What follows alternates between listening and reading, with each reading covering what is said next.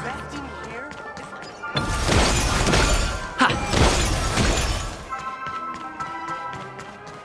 Still 53 years to go before I get my residence permit.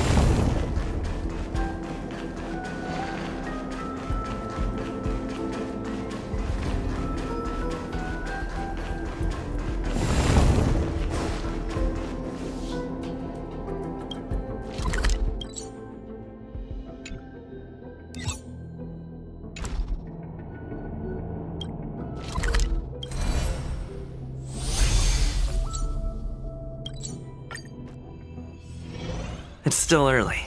Where to now?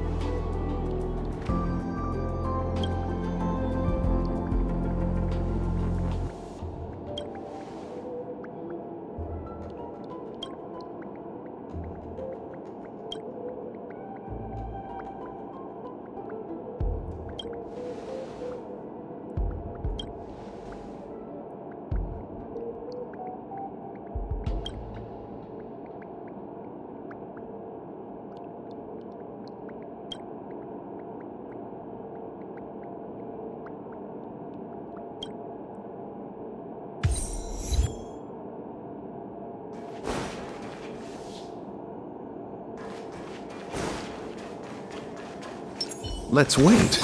Mr. Numbers!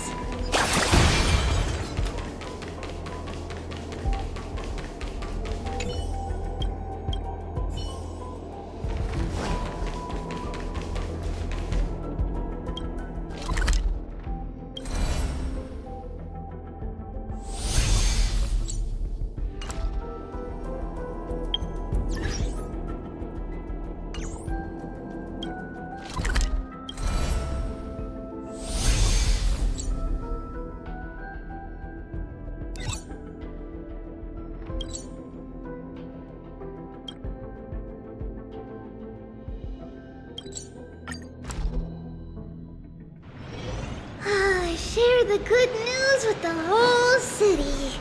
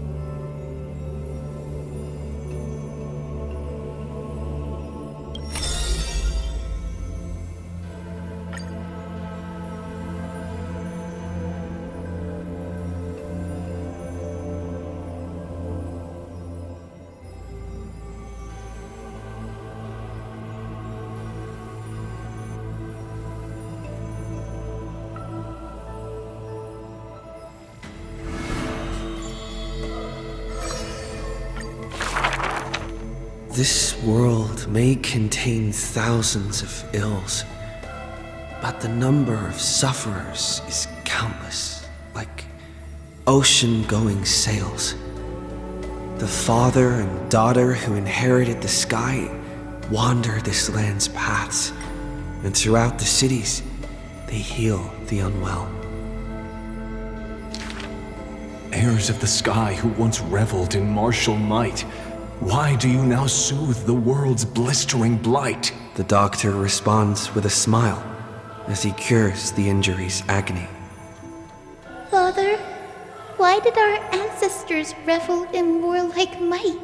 Because they only have a sorrowful past of lamenting wails. Then why are we here, soothing the blight? Because we have a future that needs protection still. The priest who parts dusk from dawn collapsed the sky and sealed her wings, and dwells in a place where time itself mends, bearing the promise to return to the zenith supreme. This is the Twilight Courtyard's story. And the father tells his daughter the tale of their line, next to the bonfire lit in the wilderness where winds pine. Though he had told this story many times before, the light in the girl's eyes still shines. Maybe I will return to the sky one day.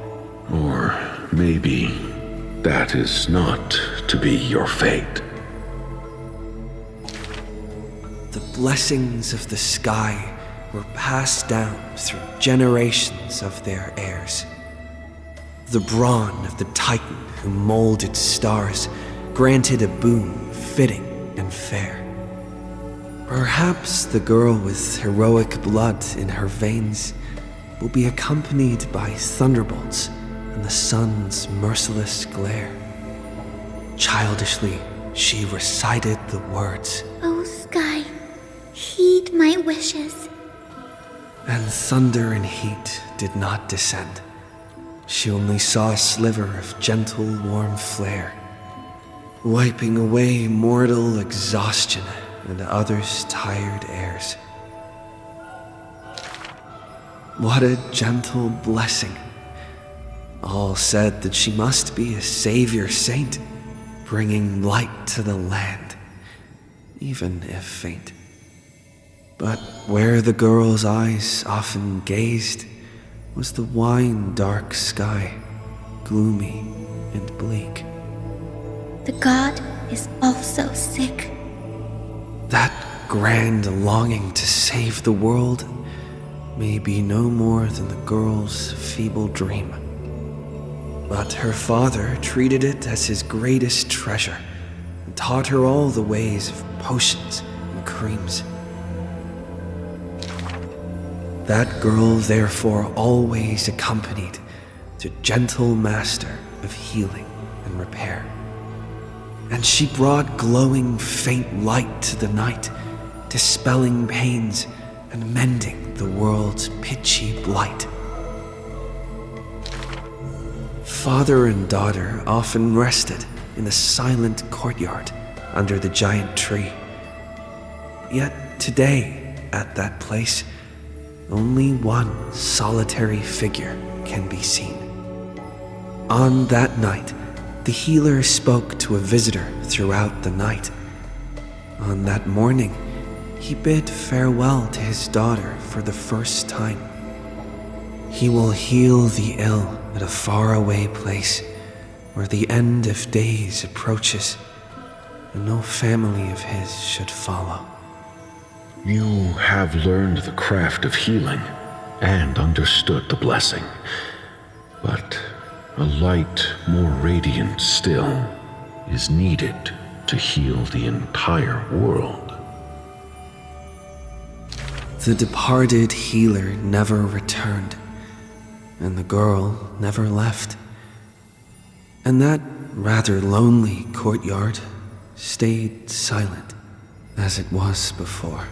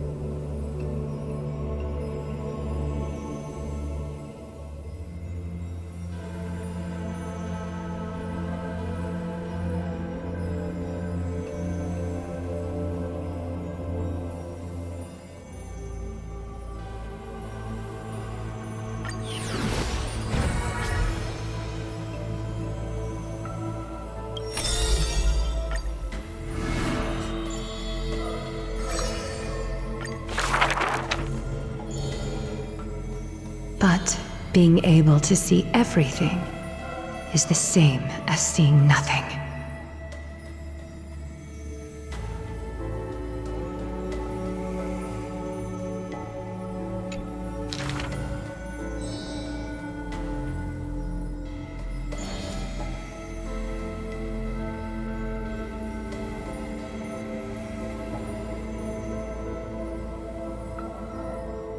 I heard that the Golden Goddess also likes to visit the baths.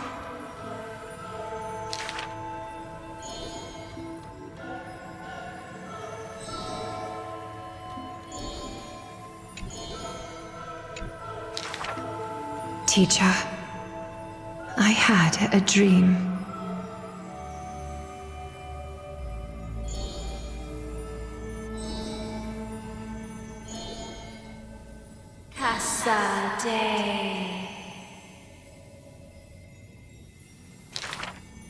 The dawn device is always glittering, and birds are always chittering.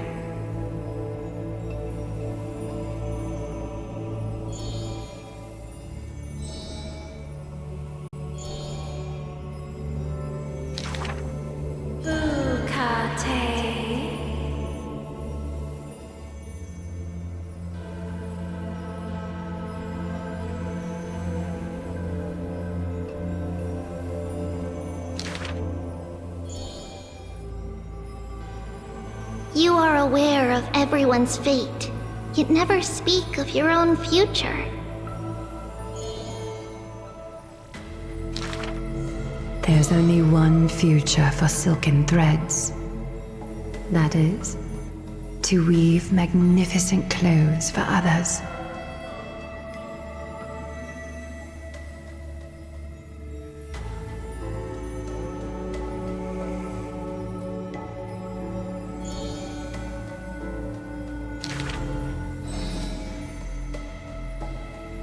The one that wears this elegant attire in the future must bear the weight of the silk threads.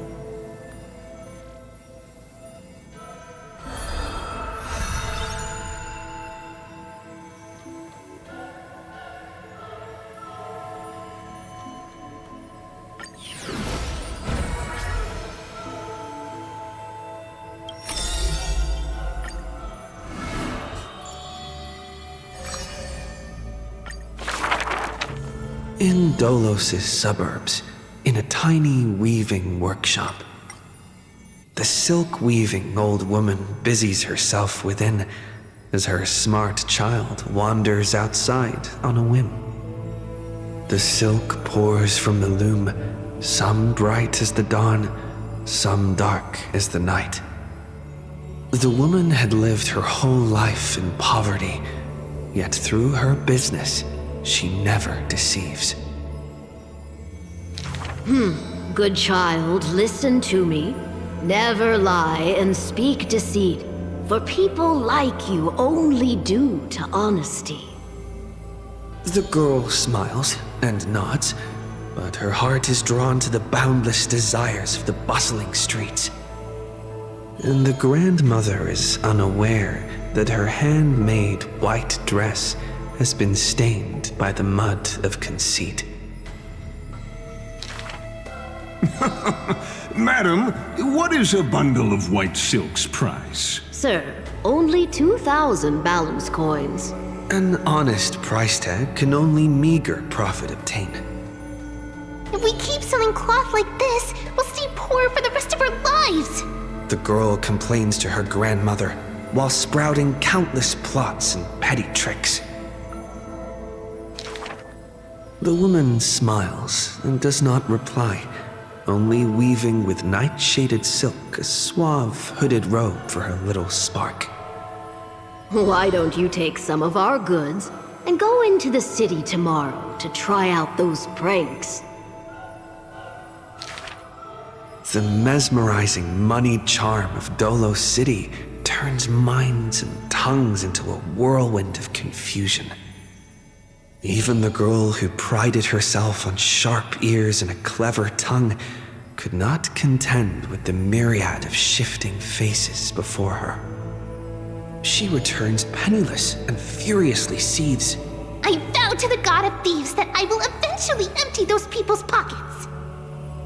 Smiling, her grandmother stops her silk work and offers some dinner with humble dish. Silly child, don't let Titans hear such vows and promises. Yet, when the moon rises, a magnificent pin graces the old lady's pale locks. The girl smiles at the old woman, now stunned in shock. I actually did return with some catch. The brilliance adorning her white hair drew all eyes, and its proud original owner arrived to stake their claim. The bet that the girl won with a brilliant trick is described as a thief's loot through lying schemes. The old woman, in her panic, shouldered the blame, confirming a sin that was but a fabrication. By Delos' laws, we must also execute all her family! To protect the girl, the old woman reveals the final secret unseen. She's not my family, but just an orphan picked from the street on a whim. People thought this to be a lie, but the girl knows her grandmother cannot deceive, just like how she always glossed over questions about parents and kin. Your parents went to a city-state far away. The girl never bothered to unravel the threadbare lie. Stop! Stop right there, you thief! Run! Run as fast as you can! Cyphera! The lies overthrow the shop and tear apart the good woman's good name, leaving the girl with guilt and grief. The hearth of her home was a lie, doused by another conceit. But if her sleight of hand had better skill, would it have made that fire burn forever? The girl pulls down the hood and sinks into the starless dark. I vow to the god of thieves. And from that day, she never left empty-handed, her words woven with deceit. However, back then the girl did not realize that the people did not covet one simple pin, but the golden blood flowing beneath her skin.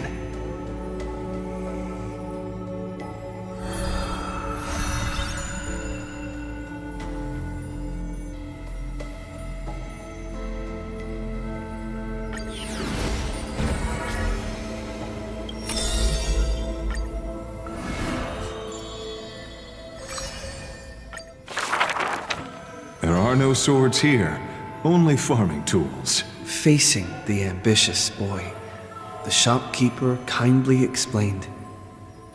Even a rake would do. Let its worth be judged by the verses I etch upon the earth with it. Many days later, the wounded child stood upon the scorched earth, and silently he buried the ruined tool. For that was his first sword. And on the day that the black tide came, he broke the shackles of fate with that weapon true. Let go of my beard, you white-haired rascal! No! Fine! You win, okay?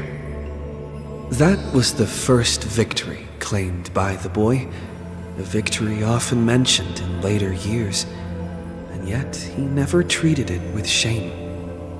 I understood something thanks to his beard.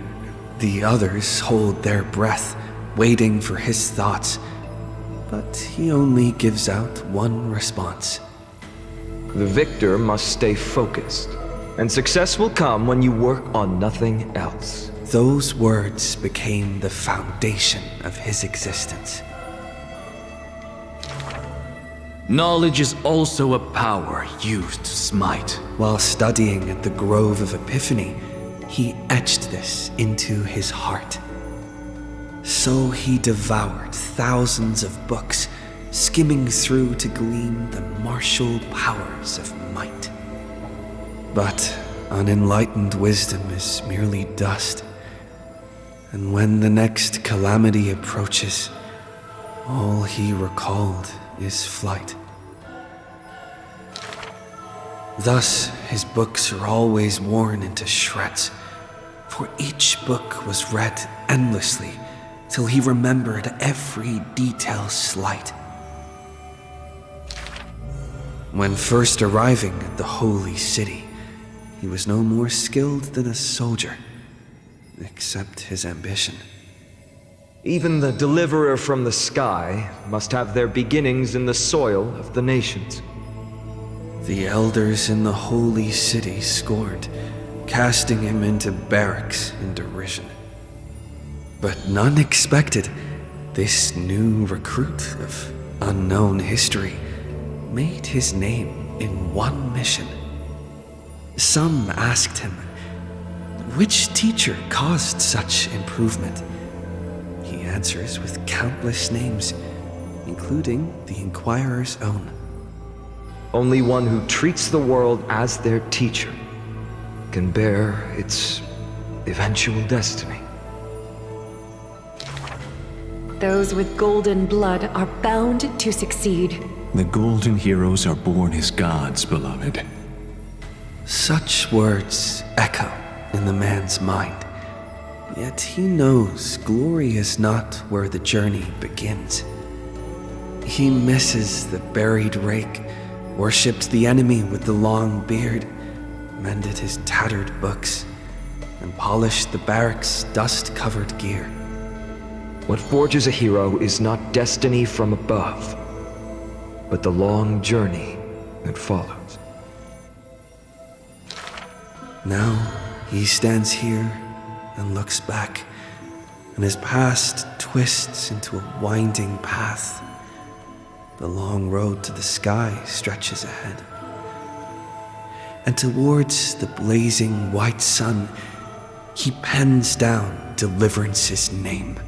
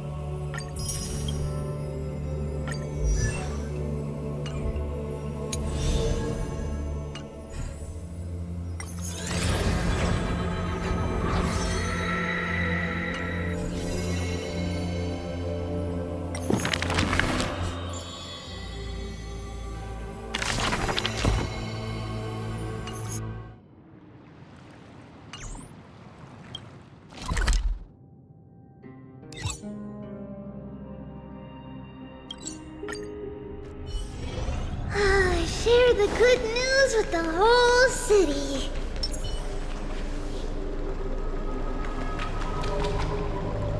I'm so parched.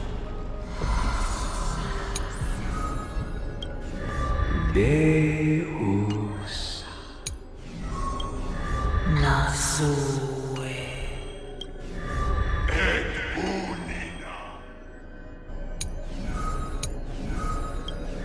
Lucas. Kubasa. I'm so parched.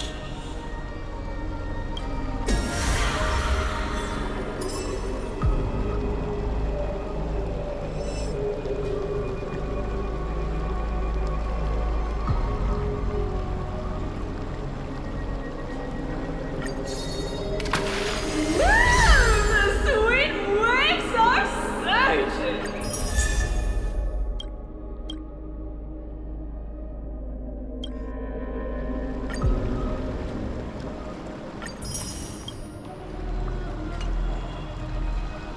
I'm so parched.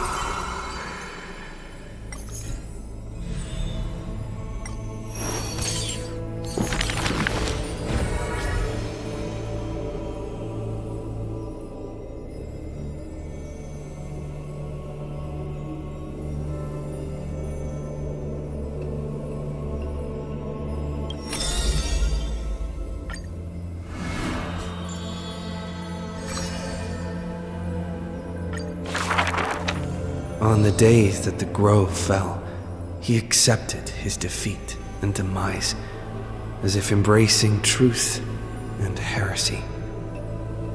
Believe in Titans, and you'll have a happy death. Deny the Titans, and you'll have a fulfilling death. Yet, as the lightened soul bids farewell to its heavy shell, a Titan made an untimely call. Do not be startled, child of humanity. You have a final query in this world. You finally came. He does not seem shocked and lets the core flame take over his shell. Be more punctual next time, if you will.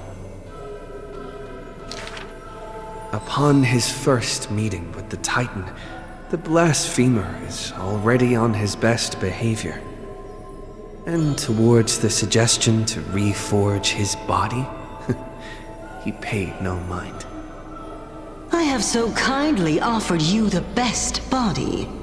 So why do you insist upon your mortal imperfection? The scholar replies in candor. Only by retaining the various flaws can my humanity be preserved in rigor. His form remains in the mortal realm, while his spirit walks the river of souls' shores. Between life and death, he fatigues. Dwelling in the child of humankind's thoughts and senses, the Titan cannot bear to remain a mere spectator. Why not ask me your questions, child of humanity? I am rich in wisdom, and shall speak with no ambiguity. As though an unspoken pact, the scholar asked the god about all things, feigning a humble quest for knowledge. Do you treat me just as a way to answer questions? A mere machine? The Titan got what they asked for. You should thank me, for good questions are rarer than good answers. Compared to the joy of a new life, the scholarly breakthrough carried home alongside death filled the scholar's heart with more fervor. He returned to the Scourged Grove many times, and the black tide followed. Despite his defeats, he never sought help or permission. But at every desperate moment, the Titan would eventually take over one half of his body. The union of man and God, a flawed and clumsy choreography. It happened but once, a perfect harmony. One man, one God, speaking in one breath. Stop stepping forward at the same time as me. The Titan once revealed the secrets of mixing life, a boon, seemingly a blessing, but full of malice. What a tempting bait. But that's not my desired chalice. Divine power is within his reach, but the scholar is not moved by that essence.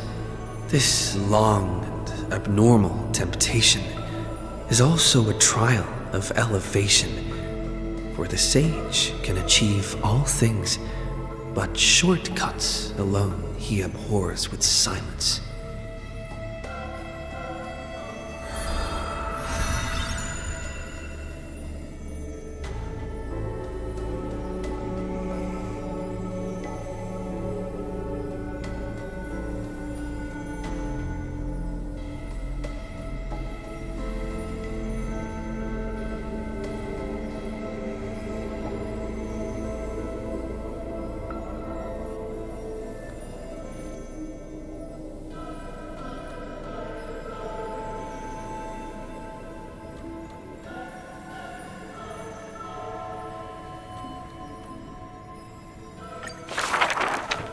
Teacher, in this tumultuous world, have you thought about your will?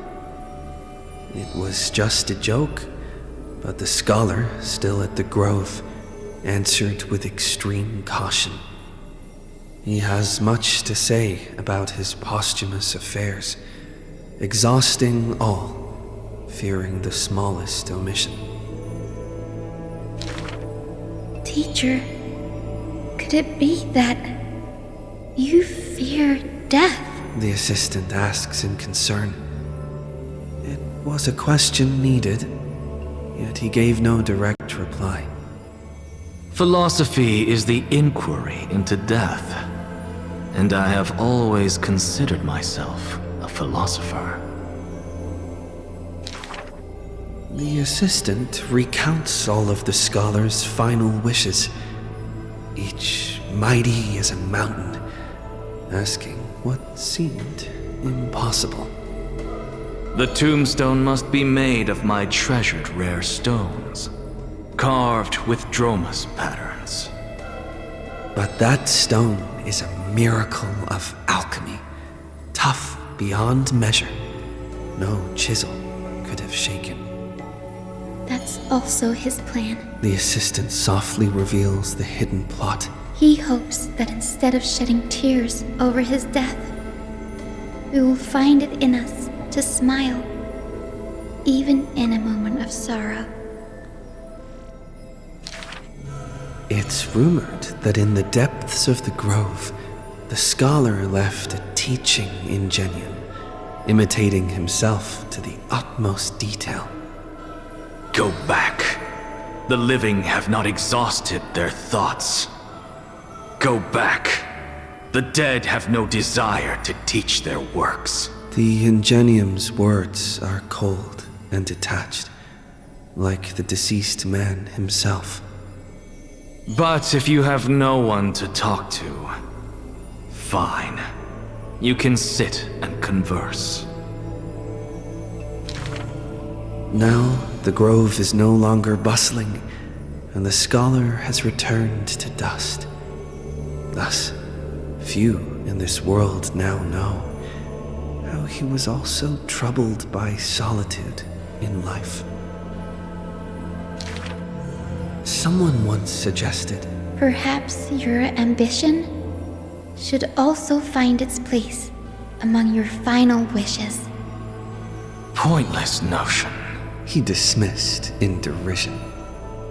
Unveiling the countenance of the gods is a task for the living. Perhaps that is his haughty position. Such a melancholy topic, yet he insists on feigning a twist, avoiding it altogether. Perhaps these chapters should not be retained.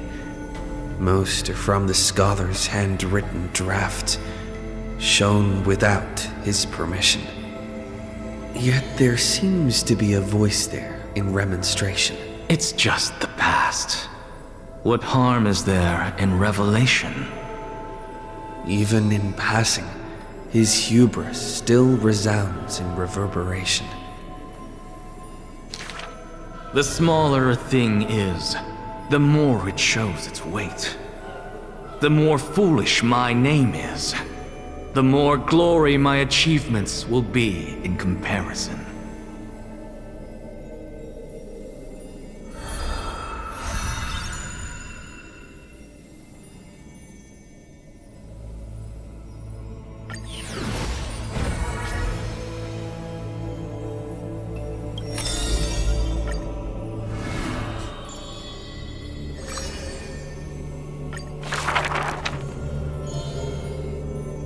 I fear. How can mere mortals defy the gods? I worry. How can mortal bodies reforge the world anew? I suspect that the prophecy is simply a rumor.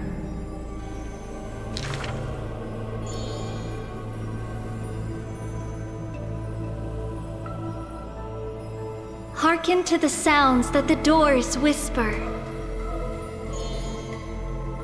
Overthrow the gods, it declared.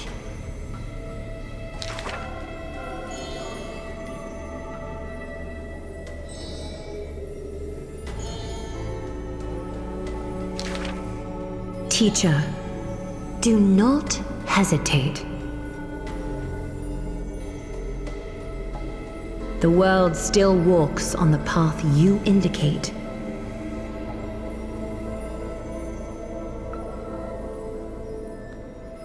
Restore the core flames, it declared.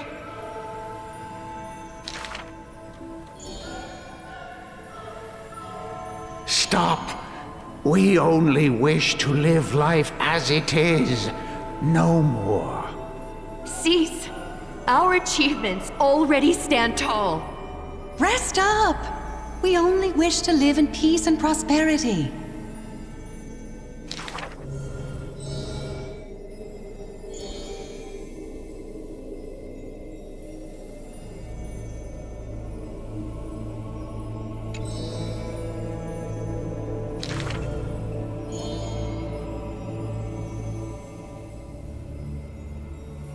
Please, be not afraid. We will definitely bring you to a new home. Lady Treaty, Lady Trianne, please, don't cry. Do not worry. We trust you always.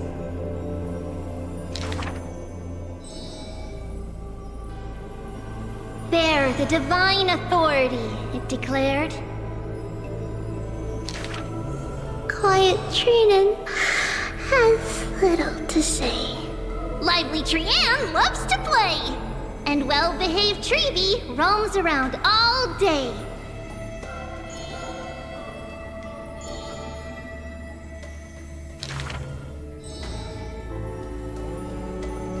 Forge miracles, it declared.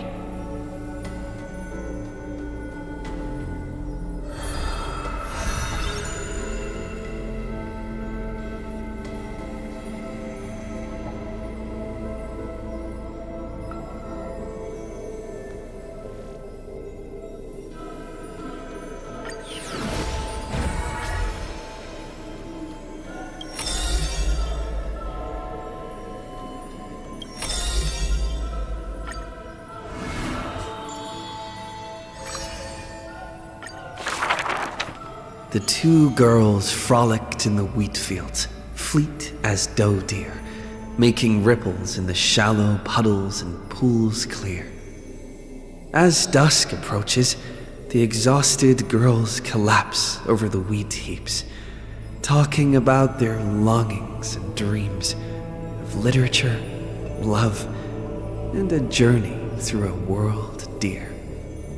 Oh, Sky, slow your closing gaze. How I want to keep this moment in my hands forevermore. On that day, the breeze was warm and gentle. At that time, death was soft and fair. The broken-winged butterfly falls by the window, bringing with it a scent of melancholy. The girl looks outside. The golden wheat fields rolled endlessly, stretching to the horizon. Holding to the chair, she tries to stand, only to find her legs trembling and feeble. Don't worry, Pelixia. Her older sister whispers beside her ear, and on her sister's shoulder, the girl weeps mournfully. And time thus becomes silent, painted with sighs only. When hearing the healer's diagnosis, the girl remained deathly still. Her eyes were already drained of tears, and her heart a wilted grave. Every time she has something on her mind, she would tilt her head and look outside. Her sister follows her gaze, seeing a barren field turned by wind into a desolate gray expanse. Till one day, when the girl looks outside, she sees a dash of dark blue, most brave. It's a flower my sister planted. Like the torrential river of life, it pours into the depths of her heart. The flower is called Antilla. Even in the Netherland, it's rumored to thrive. You are the quiet in my heart, amidst the chaotic choreography. That seems to be its floriography. When the days are warm, the sister would take the girl on long journeys through the flower fields, gazing upon rivers, napping amongst the grove, a discussion hardy. After I die, I want to become an Antilla flower and become the quietness in your soul. A thoughtless word from the girl gains her a wrapping on her forehead most dainty. Do not speak of dusk when you have yet to see the dawn. Dew drops from the petals as wind pulls on the leaves, and the two of them sit in quietude. The girl asks for the means to tend to the garden, and while her sister sounds concerned, her heart is relieved. But the concern is well-founded. The girl tripped and fell into a mire. She gazed directly into the eyes of death in that dark pool pool, bottom unperceived. I've been the weight upon my sister's wings. Let this be where it all comes to rest. The girl gives up her struggles, only to see a figure pierce through the water's surface. I won't allow you to walk through the dusk alone, or enter the night of no reprieve. Her sister sobs without end, and the girl has to gently hug her and softly relieve. And then, this distant memory turns bleary, difficult to retrieve.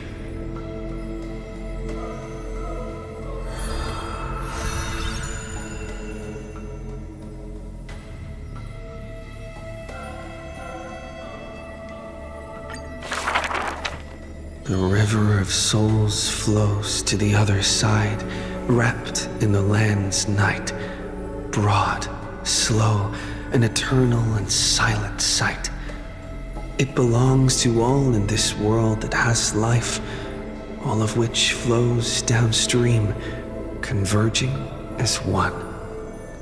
The master of the Netherrealm, Thanatos, enshrouds himself and the souls within the moon cocoon.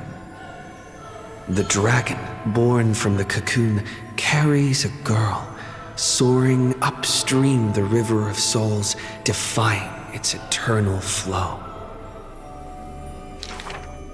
Their connection flows tighter than blood, and the key that opens the netherworld's gates is the sisters' selfish plight. Back then, the boreal winds cut through to the bone. Back then, death was a bitter and stabbing fright.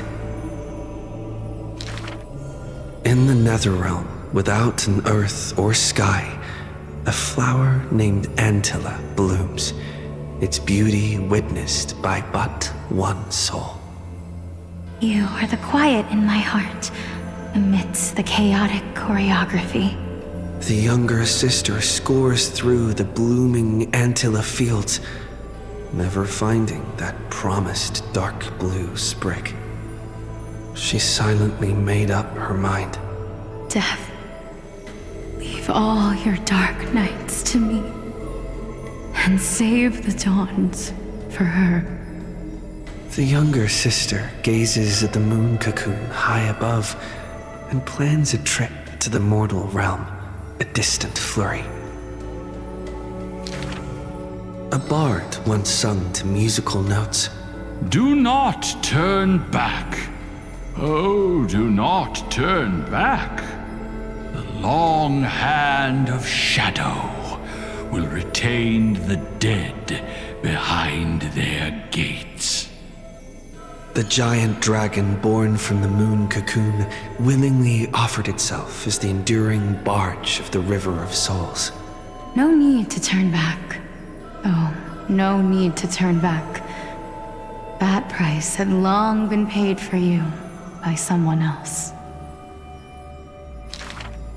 The dragon lowers its long neck and places the girl on its back. In slumber, she will unknowingly greet the dawn of her rebirth. The dragon flaps its wings in the chilly gloom of the floating dead upstream, ferrying from purity into grime, going from silence to roaring boom. The souls of countless poets flounder past, their distant rhymes endless like foams. Do not turn back, for to look toward the land of mortals is in itself turning back. In this pale dawn, the sun's first rays light the night ablaze.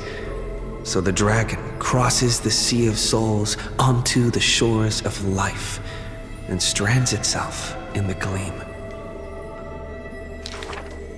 We know not where these stories arise.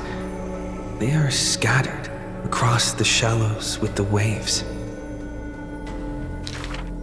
The confession the girl made before her departure still echoes in the tide's heaves. If there is anything for me to leave behind, may it find a soul to remember. This is the ode of my life, and I've already penned my last stroke.